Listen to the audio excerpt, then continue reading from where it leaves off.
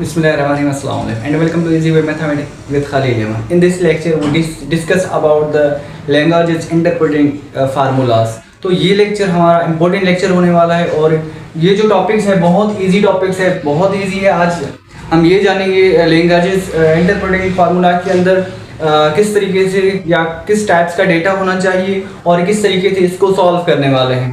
तो सबसे पहले इसकी डेफिनेशन को देख लेते हैं। इसकी डेफिनेशन कहते हैं कि here is the definition of languages interpolation formula is methods used to find polynomials। सबसे पहले ये तो एक polynomials के लिए यूज किया जाता है।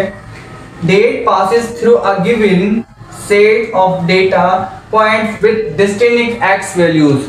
तो यहाँ पर जो x की वैल्यूज होगी वो क्या होनी चाहिए, वो डिस्टिंक्ट होनी चाहिए। It means data must be given unequals. तो x की वैल्यू जो भी होगी वो क्या होनी चाहिए, अनइक्वल होनी चाहिए। वहां पर जाकर हमारा लैंग्वेजेस इंटरपोलेशन फार्मूलास यूज किया जाता है। इट मीन्स डेट जो डेटा है हमारा वो x की जो वैल्यूज है वो क्या होनी चाहिए, अलग अलग होनी चाहिए या फिर अनइक्वल होनी चाहिए। वहां पर ये फार्मूला यूज किया जाता है या वर्किंग करता है, अदरवाइज हमारा जो वाली फार्मूला है वो फेल हो जाएगा। तो इसके कुछ पॉइंट्स हैं, वो पॉइंट्स डिस्कस करके इसके फार्मूला की तरफ मूव करने वाले हैं। बहुत इंपॉर्टेंट पॉइंट्स है इसके। सबसे पहले जो इंपॉर्टेंट पॉइंट्स है यहाँ पर वो कहता है कि जो x की वैल्यू है मस्ट बी डिस्टिंक्ट। x की वैल्यू क्या होनी चाहिए, मस्ट बी डिस्टिंक्ट होनी चाहिए। The data points do not need to be equally spaced. जो कि डेटा पॉइंट है वो इक्वली स्पेस नहीं होना चाहिए। एक तो x की वैल्यू सेम नहीं होनी चाहिए और इक्वली स्पेस भी नहीं होना चाहिए, अनइक्वल होना चाहिए data. Third point, no different tables is required. Difference जो टेबल है वो रिक्वायर्ड यहाँ पर नहीं होगा। जिस तरह से हमने फॉरवर्ड बैकवर्ड डिस्कस किया था वहाँ पर डिफरेंस पॉइंट जो टेबल था वो हम बना रहे थे, यहाँ पर इस तरह से कुछ भी नहीं होगा। और number 4, the method give a unique interpolating polynomials.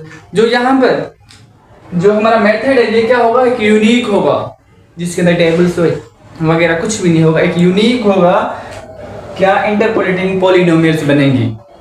Okay, तो इसका ये फार्मूला पे थोड़ा सा डिस्कस करते हैं, उसके बाद हम एग्जांपल की तरफ मूव करेंगे। यहाँ पर इसका फार्मूला है कि px is equal to y naught x minus x1 x minus x2 so here is 2 dot dot into x minus x naught n।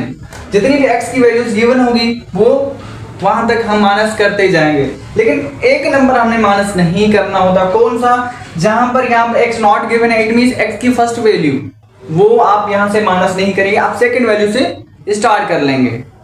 तो अपॉन x नॉट, यहाँ देखिए x y नॉट गिवन है ना, तो यहाँ पर x की जो वैल्यू होगी x नॉट होगी, वो x नॉट से तमाम वैल्यूज x की माइनस की जाएंगी। x naught minus x1, x naught minus x2, x naught minus x3, x naught minus x4 up to x naught minus xn, same as it is. आगे भी इस तरीके से होगा। x नॉट y नॉट तो हो गया, y1 होगा y1। अब x तो सेम रहेगा। ये x का ये मतलब होता है कि जो मिसिंग वैल्यू था, जो जिस पॉइंट पे आप फाइंड करना चाहते हैं y की वैल्यू वो वाला है x।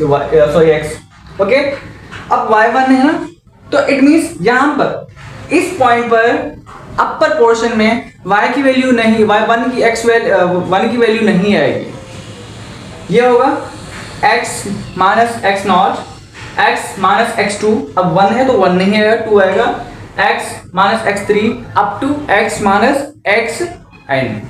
तो अपॉन में यहाँ पर x1 मिसिंग है।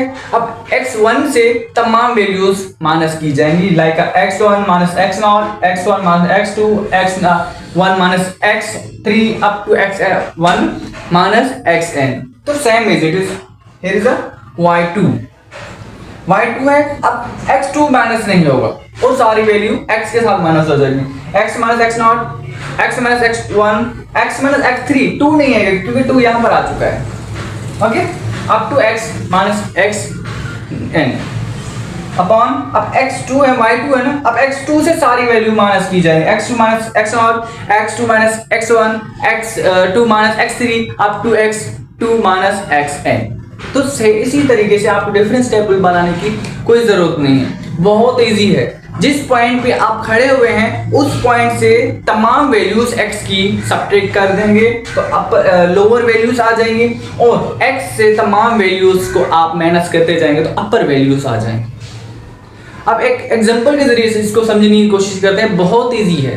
हमने एक छोटा सा एग्जांपल ले लिया है जिसके जरिए हम समझने की कोशिश करेंगे कि लैंग्वेज इंटरप्रेटिंग फार्मूला किस तरीके से यूज़ किया जाता है और उसकी किस तरीके से वैल्यू फाइंड की जाती है। अब यहाँ पर देखिए, हमने पहली कंडीशन पढ़ी थी कि x की जो वैल्यूज है वो क्या होनी चाहिए, डिस्टिंक्ट होनी चाहिए। इट मीन्स अलग अलग होनी चाहिए, सेम वैल्यूज x की कभी भी नहीं होगी। इट मीन्स अगर यहाँ पे 1 आ गया दोबारा से 1 नहीं आएगा, ये कंडीशन थी फर्स्ट वाली। तो सेकंड वाली ये कंडीशन थी कि जो x की वैल्यू है वो अनइक्वल होनी चाहिए। जी बिल्कुल, x की वैल्यूज अनइक्वल भी है, डिस्टिंक्ट भी है। इट मीन्स यहाँ पर इस कंडीशन पे जो है लैंग्वेज इंटरप्रेटिंग फार्मूलाज यूज किया जाता है। तो हम इसको थोड़ा सा एक नाम दे देते हैं थोड़ा सा क्लियर करने के लिए। मैं कहता हूँ कि ये मेरी फर्स्ट वैल्यू है जो है मेरी x0, और ये जो है वो है x1, और ये जो वैल्यू है वो है x2। तो सेम एज इट इज, ये है y0, ये है y1 और ये है y2। इस तरीके से अब हमने फार्मूला पढ़ा था y0, तो ये y0 है, ठीक है। डिफरेंस टेबल्स जो है वो बनाने की कोई जरूरत नहीं है यहाँ पर, तो इसलिए ये जो हमारे लिए इजी हो जाता है लैंग्वेज मेथड। तो यहाँ पर फार्मूला जो डाटा गिवन है वो यहाँ पर जस्ट पुट कर देते हैं हम। अच्छा, ये जो x है ना, ये जो फर्स्ट वाला x आ रहा है अपर पोर्शन में, वो ये बताने की कोशिश कर रहे हैं जहां पर आप मिसिंग वैल्यूज है वही पॉइंट आप यहाँ पर पुट करें। इट मींस यहाँ पर देखिए 1 है, 2, 4 है ना डेटा, तो आप कहते हैं कि मैं 5 की वैल्यू या 3 की वैल्यू फाइंड करूं, तो यहाँ पर 5 या 3 जिस पॉइंट की वैल्यू फाइंड करना चाहते हैं जस्ट इसके अंदर पुट करें तो वैल्यू आ जाएगी। तो वो बाद में भी डिस्कस कर लेंगे। जो फार्मूला है, फार्मूला के अंदर डेटा जस्ट पुट करते हैं, ओके। तो यहाँ पर होगा y of x is equal to y0 is 2, तो ये हो गया 2, ओके। x माइनस x1, अब x0 नहीं पुट करें, x1 करेंगे, ये होगा 2 into x minus x2 4 plus upon, पहले अपॉन में दे देते हैं, x0 minus x1, x0 is 1 minus 2, sorry, so here is 1 minus 4, so here is a y1 is 1 x minus x0 is 1, x minus x2 is 4 upon x1 minus x0, 2 minus 1, 2 minus 4 plus y2 is 3, x minus x0, x0 is what, 1 into x minus x1 is 2 upon x2 minus x0, it means 4 minus 1 4 minus 2। ये हमारे पास data आ चुका है। तो इसको simplify करते हैं तो एक पॉलिनोमियस जो है इक्वेशन हमारी बन जाएगी। तो पॉलिनोमियल इक्वेशन बना लेते हैं हम। तो यहाँ पर होगा y of x is equal to, तो देखिए ये तो सेम आ जाएगा ना, 2x माइनस 2 x माइनस 4। तो यहाँ पर देखिए 1 minus 2 minus 1, here is a minus 3, तो ये हो जाएगा माइनस माइनस प्लस 3 हो जाएगा, ठीक है। प्लस तो 1 तो किसी भी नंबर को चेंज नहीं कर सकता, हम तो 1 को छोड़ देते हैं। तो ये हो जाएगा 1x minus 1 x minus 4 upon 2 minus 1 positive 1 negative 2, but यहाँ पर जो रिजल्ट आएगा नेगेटिव आएगा, इसलिए ये नेगेटिव ये 2 हो गया अपॉन। ओके, क्लियर है यहाँ तक।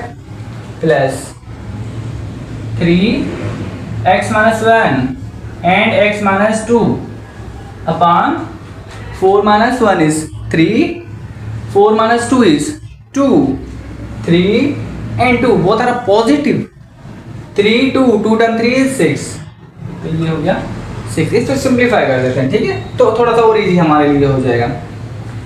तो ये हो जाएगा y of x is equal to 2 upon 3 x minus 2 x minus 4 minus x minus 1 x minus 4 upon 2, ये 3 time 3 time 2 6 plus 1/2 x minus 1 and x minus 2। तो ये हमारा रिजल्ट आ चुका है। अब इसको मजीद सिंप्लीफाई करना चाहते हैं तो इन ब्रैकेट्स को आप आपस में मल्टीप्लाई करें, तो यहाँ पर जो इक्वेशन जनरेट होगी वो होगी क्वाड्रेटिक इक्वेशंस हमारी, ठीक है। तो इसको हम मजीद भी सिंप्लीफाई कर सकते हैं, इन इक्वेशंस को आपस में मल्टीप्लाई करके और वहाँ पर सम और डिफरेंस करेंगे तो हमारा जो रिजल्ट होगा वो क्वाड्रेटिक इक्वेशन में से आ जाएगा। और अगर हम आप किसी भी पॉइंट पर वो डेटा फाइंड करना चाहते हैं, वही पॉइंट इस x की प्लेस में रख दें तो आपको वो मिसिंग पॉइंट्स का जो डेटा है वो आ जाएगा। ओके, आई होप कि ये चीज़ आपको क्लियर हो गई होगी। If you have any curies you ask in comment section. तब तक इजाज़त दें, अल्लाह हाफ़िज़।